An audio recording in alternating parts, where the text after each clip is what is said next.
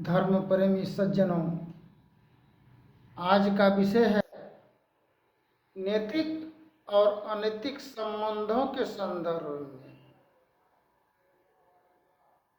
एक गांव संत सदगुरु कबीर साहब की वचन है, निंदक नियरे राखिए आंगन कुटी छवाए, बिन साबुन बिन पानी निर्मल करें सुभाए। निंदा करने वाला खास करके घर का ही अपना ही परिवार होता है, किंतु परिवार के संबंध संयुक्ति में मिलकर के ही रहता है, घर में ही परिवार में होता है।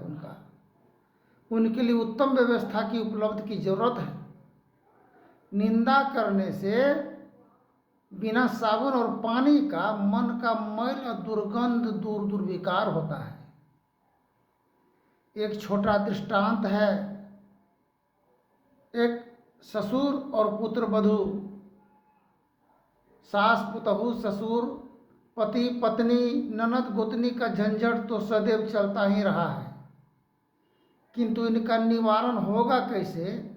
जब तक निवारण हो और समाधान होगा नहीं आपसी असमंजसताओं का तो संत महापुरुषों की ज्ञान और विचार क्या प्रवेश कर सकेगा? अगर घर बंद रहे तो बाहरी आदमी घर में प्रवेश कैसे करेगा जब तक खोला नहीं जाए? इसलिए संत सदगुरु कबीर साहब की वाणी है, घूंघट की पट खोल रे तुम्हें पिए मिलेंगे, घट घट में वह साईं रमता, कटु वचन मत बोल रे तुम्हें पिए मिलेंगे। कहने की तात्पर्य है, एक पुत्र वधू बेटा ससुर सब मिल करके एक रोजगार था, पुश्तैनी रोजगार बाप दादा का।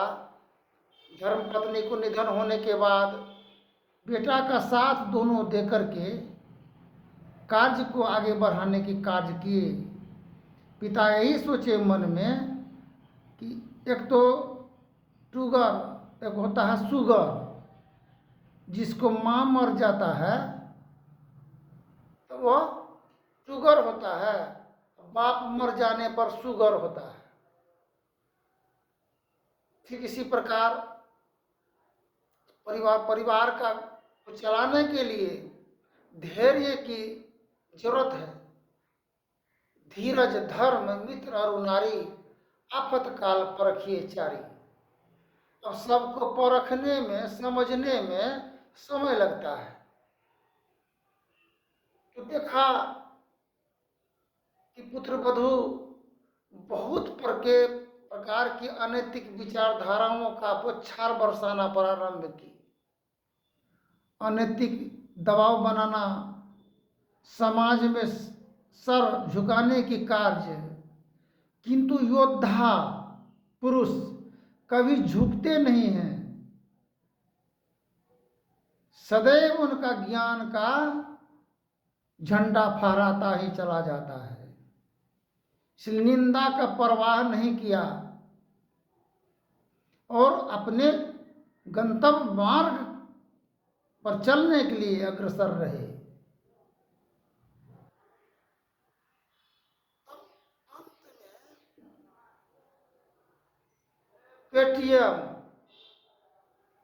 पेटीएम जो दुकान होता है, दुकान बाप का है, भाई का है, सभी परिजन मिल करके एक रोजगार का निर्माण हम करते हैं। जब किसी का नाम दिया जाता है पेटीएम में तो सबके विचार से दिया जाता है किसके नाम से उचित होगा।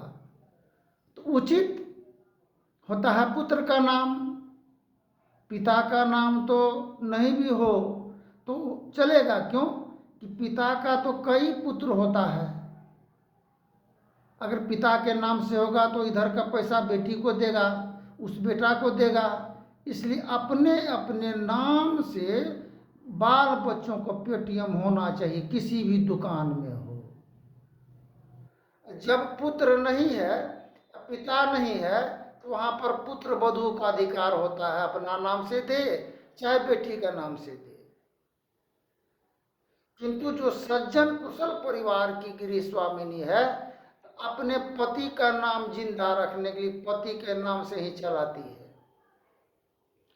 किंतु एक गांव में सबको, ससुर को रहते हुए, पति को रहते हुए, सबको अनैतिक विचारधाराओं में जलील करके विवश करने की चाह की। अंत में होते होते जब कोई नहीं झुका, तब अपने नाम से पेटीएम कार्ड लगाई दुकान में। इस पर ससुर विरोध किया।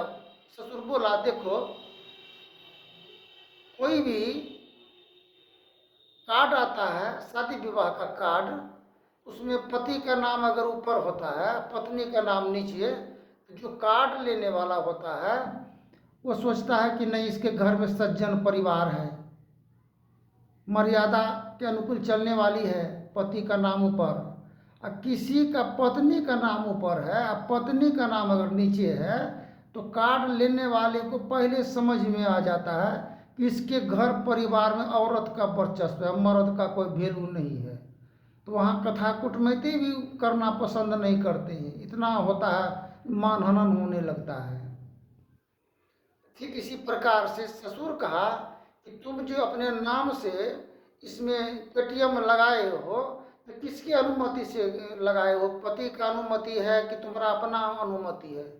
बोला, नहीं, हम जो गाड़ी लिए हैं मोटरसाइकिल, मेरे नाम से गाड़ी है, इसलिए पेटीएम मेरे नाम से है, ताकि पैसा गाड़ी का किस्त में कटेगा। ससुर कहा कि और भी बेटा है, वो भी पत्नी के नाम से गाड़ी लिया है, ससुर का कोई विरोध नहीं है। दो पक्षों के बीच में अपना चलाने और चलने का अपना नियम कायदा होना चाहिए। फिर वो अपना, उसके नाम, अपना ही पति का नाम है, उसका पत्नी का नाम पेटीएम में नहीं है। गाड़ी अगर किसी पत्नी का नाम से है तो गाड़ी, उसका कागज गाड़िए में होता है, बाहर नहीं होता है। किंतु पेटीएम जो होता है उससे यही होता है, फलाना देवी फलाना देवा। इससे क्या होता है, गार्जियन को मान हनन और जलील के सामना करना पड़ता है। इस पर ससुर को मन में तकलीफ हो गया। ससुर सोचा, लड़ेंगे नहीं, झगड़ेंगे नहीं, लड़ने झगड़ने से कोई लाभ होता नहीं है। एक दियागंज स्कूल का शिक्षक थे बैठे हुए, शिक्षक भी आए हुए थे वहाँ पर। शिक्षा का मोल देखिए, शिक्षा प्राप्त के लिए, बच्चों के लिए शिक्षक को नियुक्त किए हैं स्कूल में। और शिक्षक को ही अगर शिक्षा नहीं हो तो क्या बाल बच्चों को शिक्षा क्या प्राप्त हो सकेगा? इसलिए पढ़ लिख करके गंवार बना हुआ है मानव 75% संसार में। सरकार का सभी खर्च तो लग ही रहा है, लेकिन मानवता हैवानियत में परिवर्तित हो रहा है। और शिक्षक क्या कहे कि देखिए, सीताराम का जब नाम लेते हैं तो सर्वप्रथम सीता का नाम आता है, राम का तो नाम नहीं आता है। इसमें कोई तरह की बात है नहीं। वो गृह स्वामी कहा, ससुर कह रहा है शिक्षक को, शिक्षक साहब, मास्टर साहब, आप यह बताइए, सीता का नाम तो बोल दिए आप, लेकिन मिट्टी पलित सदैव जीवन भर अरमान सपना बन करके रह गया, कभी सपना का साकार हो नहीं पाया। मिट्टी पलित सीता का हुई, राम का नहीं। तो मर्यादा पुरुषोत्तम श्री राम, पुरुषों में उत्तम श्री राम, और उसके नाम के आगे सीता का नाम। उत्तम तभी माना जाएगा, उत्तम और सर्वोत्तम, जब गृह स्वामिनी का नाम नीचे हो, जैसे विष्णु और लक्ष्मी, महादेव पार्वती, कृष्ण राधे। एवं प्रकार से नाम का बहुत बड़ा मोल है। शिक्षक को समझ में आ गया, एक पुरुष को जलील करने में लगे हुए हैं, एक स्त्री को जलील और मानहनन करने में लगे हुए हैं। जब तक यह हैवानियत और पशुवत विचारधाराओं का अंत नहीं हम लोग ज्ञान के माध्यम से कर लेते हैं, तो संत महापुरुषों की ज्ञान कहाँ से प्रविष्ट कर पाएगा अंतर हृदय जगत में। तब दुल्हन कहती है कि देखिए, इसलिए हम न अपना घर में वहाँ जाने देंगे, ना हम वहाँ जाएंगे। दो बेटा को दो घर पिताजी पहले बनवा करके निर्माण करवा करके रखे थे, अपना भी मेहनत किया, सबका मेहनत से अलग अलग, ताकि आपसी विवाद और कलह नहीं हो। घर का गृह स्वामी कहता है कि देखो जी, अभी तो सभी गार्जियन के ही नाम से सब कुछ है, तो इसमें तुम्हारा क्या इसमें अधिकार बनता है कि हम जाएंगे चाहे कि नहीं जाएंगे, कि नहीं जाने देंगे। आज जो घर परिवार में हत्या और जुल्म हो रहा है, इसका निवारण कौन करेगा?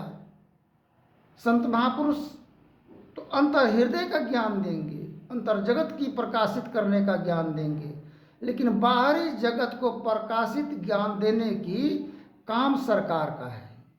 इस पर फिर विचार हुआ कि राशन कार्ड में नाम स्त्रियों का दिया जो जाता है, तो राशन का काम मात्र केवल गृह स्वामिनियों का है।